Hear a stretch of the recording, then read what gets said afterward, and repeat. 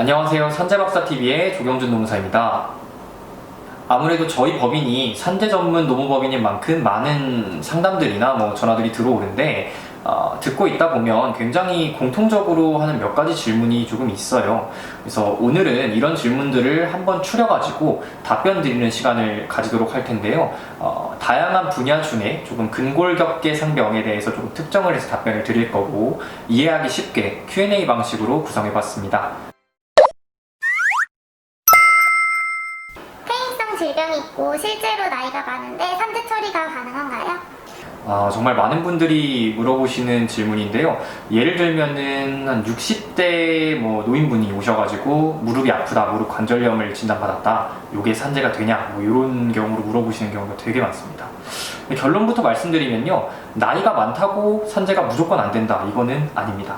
실제로 산재보험법 시행령 별표 3 같은 경우에는 나이가 많아도 조금 자연경과적으로 악화되는 속도 이상으로 좀 병세가 악화됐다면은 이 역시 좀 산재로 인정하도록 규정을 하고 있기 때문에 나이가 많다, 또 퇴행성 질병이다 라는 사실을 집착하기보다는 내가 얼마나 힘든 일을 얼마나 많이 했는지, 또 이 일들이 얼마나 이 부위에 부담이 됐고 자세가 얼마나 부적절했는지, 이런 것들을 좀 특정해서 짚어내는 것들이 충분히 뒷받침된다면 산재 승인이 가능하다고 할 수 있겠습니다. 실제로 저희 법인에서 승인된 사례 중에 60대 거의 후반, 70대 육박하시는 할머님이신데도 불구하고 무릎 관절염을 산재로 승인받아서 치료비, 휴업급여, 나중에 장애급여까지 전부 다 저희가 처리해드린 사건이 있었습니다. 그러니까 꼭 나이가 많다고 해서 산재가 안 되는 건 아니겠죠? 퇴사했는데 산재 처리가 가능한가요? 퇴사했는데 산재 처리가 가능한지 여부도 좀 많이 들어오는 질문 중에 하나입니다. 결론부터 말씀드리자면은 퇴사했다고 해서 산재가 안 되진 않습니다. 실제로 산재보험법에서도 퇴직하였다고 근로자의 보험급여를 받을 권리가 소멸되지 아니한다라는 규정을 두고 있기도 하고요. 애초에 그 산재가 발생했을 때 당시 재직 중이기만 했다면, 산재보험에 가입 중이기만 했다면 이후에 퇴직해도 산재 자체는 무리가 없습니다. 그리고 산재 처리 중에 퇴직하시는 것도 상관없고 퇴직한 이후에 산재 처리를 하셔도 상관이 없습니다. 근데 이제 추가로 한 가지 좀 말씀드리자면, 산재 중에 이제 근로자에 대해서 사업주가 불리한 처우를 할 수가 없도록 좀 법이 규정하고 있기 때문에 특별한 사정이 없으시다면 굳이 조금 또 퇴사할 이유는 없긴 합니다. 이 말이 무슨 뜻이냐면, 산재 요양기간 동안 이제 퇴사하지 않고 그냥 휴직 상태나 또 병가 상태로 내비두더라도 이 기간이 퇴직금 산정 시에 계속근속 기간으로 산입이 되거든요. 퇴사를 안 하고 근로하신다면 퇴직금액이 그만큼 늘어날 수 있다는 얘기를 드리는 겁니다. 이런 부분들을 조금 참고하셔가지고 퇴직 여부를 결정하시는 게 필요할 수는 있겠습니다. 또 사업장이 폐업하였다거나 휴업하였더라도 산재 처리에는 전혀 지장이 없으니까 안심하셔도 될 것 같습니다. 과거 치료 이력이 있는데 산재 처리가 가능한가요?